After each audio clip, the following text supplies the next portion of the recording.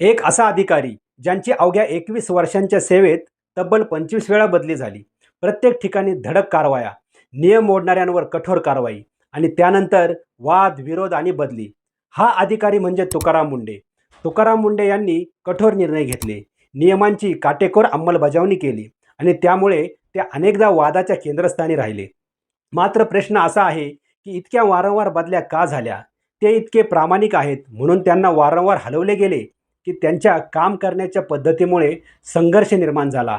आज आपण तुकाराम मुंढे यांच्या संपूर्ण प्रशासकीय प्रवासाचा वस्तुनिष्ठ आढावा घेणार आहोत. नमस्कार मित्रांनो, मी सचिन खानेकर आणि तुम्ही पाहत आहात सचिन लाईव्ह. आज आपण अशा एका IAS अधिकाऱ्याबद्दल बोलणार आहोत ज्यांच्या नावाची चर्चा महाराष्ट्रात जवळपास प्रत्येकाला माहिती आहे. तुकाराम मुंढे यांचा जन्म बीड जिल्ह्यातील एका सामान्य शेतकरी कुटुंबात झाला.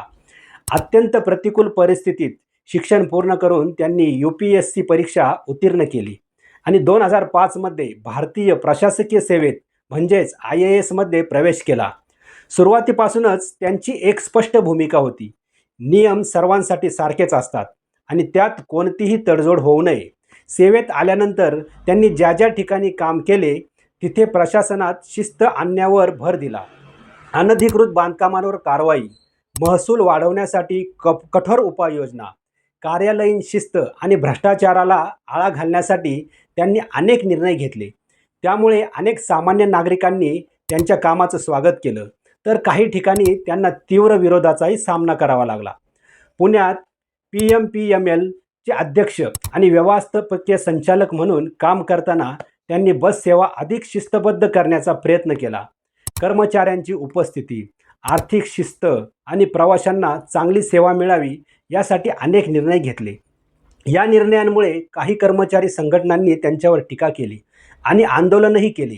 त्यानंतर नागपूर महानगरपालिकेचे आयुक्त म्हणून त्यांनी मालमत्ता कर वसुलीवर भर दिला, अनधिकृत बांधकामांवर कारवाई केली आणि प्रशासनात नियमांचे काटेकोर पालन सुरू केले. कोविड-19च्या काळातही त्यांनी कठोर निर्णय घेतले. काही नागरिकांनी त्यांचे कौतुक केले तर काहींनी त्यांच्या कार्यपद्धतीवर प्रश्न उपस्थित केले.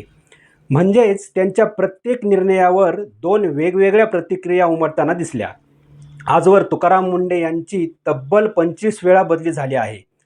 आत्तासुद्धा त्यांच्या बदलीसाठी भेसळ माफियांनी 250 कोटी रुपये जमा केल्याची चर्चा आहे. या ठिकाणी असा प्रश्न उपस्थित होतो की आत्तापर्यंत तुकाराम मुंढे यांच्या 25 बदल्या झाल्या, त्यावेळी अशाच प्रकारे पैशाचा वापर झाला का? झाला असेल तर त्याची सखोल चौकशी होऊन संबंधित व्यक्तींवर कारवाई होणे गरजेचे आहे. त्यांनी सोलापूर, जालना, नवी मुंबई, पुणे, नाशिक, नागपूर, आरोग्य विभाग, दिव्यांग कल्याण विभाग अशा विविध महत्त्वाच्या ठिकाणी काम केले. त्यांच्या समर्थकांचं म्हणणं आहे की ते नियमांशी कोणतीही तडजोड करत नाहीत, त्यामुळे त्यांची वारंवार बदली होते. दुसरीकडे काही टीकाकारांचं मत आहे की त्यांची कार्यपद्धती कठोर असल्यामुळे अनेकदा लोकप्रतिनिधी आणि प्रशासनातील इतर घटकांशी मतभेद निर्माण होतात. या दोन्ही मतांवर आजही चर्चा सुरू असते. त्यांच्या कारकिर्दीत अनेक आंदोलने, विरोध आणि राजकीय टीका झाली. सोशल मीडियावर अनेकदा त्यांना धमक्या मिळाल्याच्या बातम्याही व्हायरल झाल्या.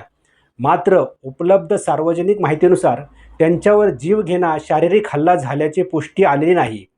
काही व्हायरल दाव्याबाबत स्वतः तुकाराम मुंढे यांनी ते दिशाभूल करणारे असल्याचेही स्पष्ट केले होते. त्यामुळे सोशल मीडियावरील प्रत्येक माहितीवर विश्वास ठेवण्यापूर्वी तिची खातरजमा करणे आवश्यक आहे. सध्या तुकाराम मुंढे हे महाराष्ट्र अन्न व औषध प्रशासन म्हणजेच FDAचे आयुक्त म्हणून कार्यरत आहेत. या पदावर आल्यानंतर त्यांनी भेसळयुक्त अन्नपदार्थ, बनावट औषधे आणि बेकायदेशीर औषधे व्यापाराविरोधात कडक कारवाया सुरू केल्या आहेत. राज्यभर अन्न आणि औषधांच्या गुणवत्तेबाबत अधिक कडक तपासणी करण्यावर त्यांनी भर दिला आहे.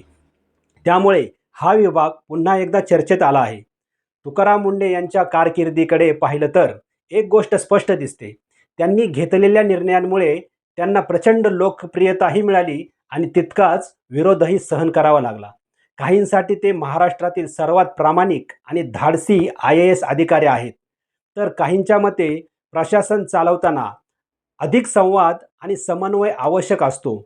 पण एक गोष्ट नक्की आहे 21 वर्षात 25 बदल्या होऊनही तुकाराम मुंडे हे आजही महाराष्ट्रातील सर्वाधिक चर्चेत राहणाऱ्या IAS अधिकाऱ्यांपैकी एक आहेत आणि त्यांच्या प्रत्येक नवीन निर्णयाकडे संपूर्ण राज्याचं लक्ष लागलेलं असतं.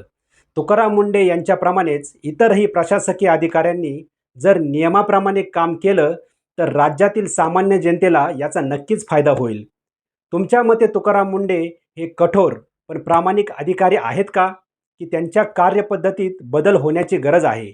तुमचं मत कमेंटमध्ये नक्की लिहा.